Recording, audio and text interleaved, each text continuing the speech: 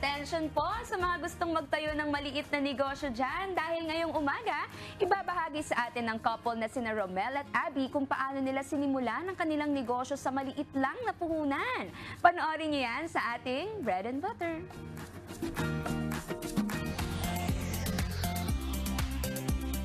Maray na aga mga kasambahay!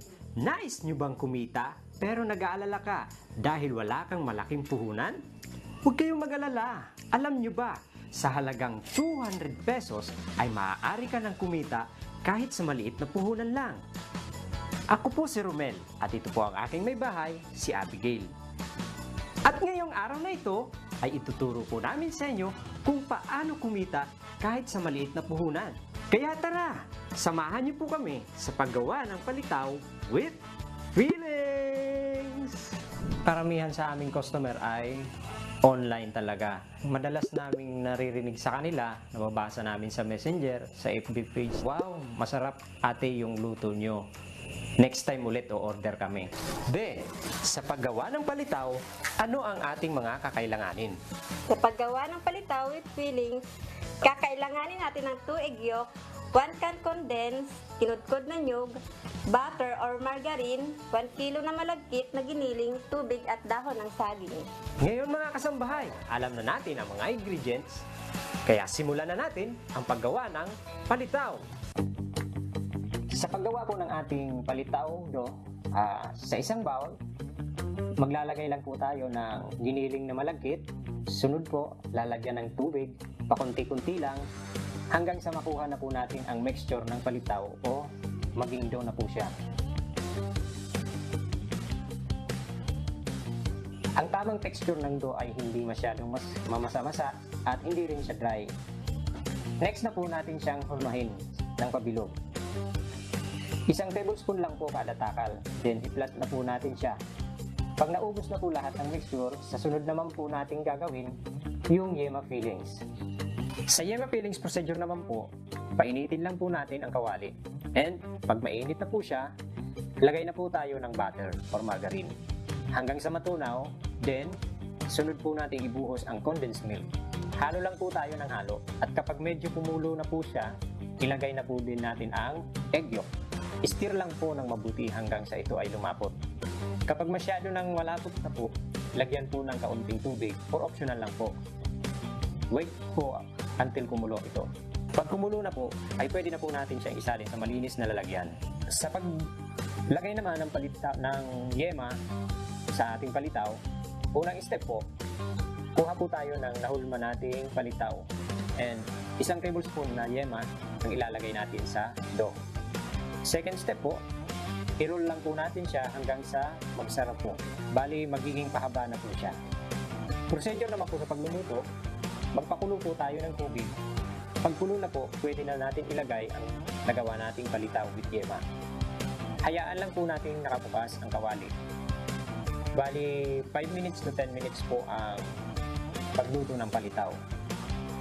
Pagka lumitaw na po ang ating palitaw, ibig sabihin, luto na po siya at pwede na natin siyang hanguin. Then, diretso na po natin siya sa ginadgad na nyug.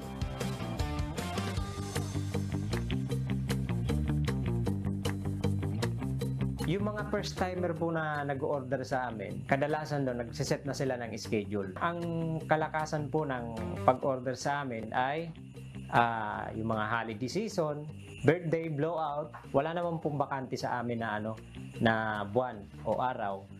Once na nag-order po sila, sunod-sunod po yun. Sa mga nagbabalak po na magkaroon ng ganitong maliit na negosyo, napakaganda po nitong simulan. Unang-una, full-time ka na sa family mo, nakikita mo sila, and then, na-enjoy mo pa yung mga ginagawa mo sa pagluluto. Pwede po kayong umorder sa aming FB page. Mag-comment lang po kayo doon sa Abby's Kitchen Best, A Bite of Deliciousness. Ayan mga kasambahay, narito na po ang ating finished product na palitaw with yema fillings. Sa halagang 200 pesos po, ay makakagawa ka na ng 50 peraso na palitaw.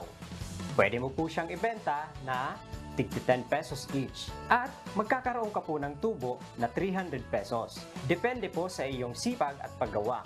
sa palitaw pa lang po yan. At pwede ka rin po maggawa ng iba't ibang klase ng mga kakanin na pwede mong ibenta. Laging tandaan, pag may tiyaga, may pagpapala. Salamat po sa Diyos. Hanggang sa muli, mga kasambahay.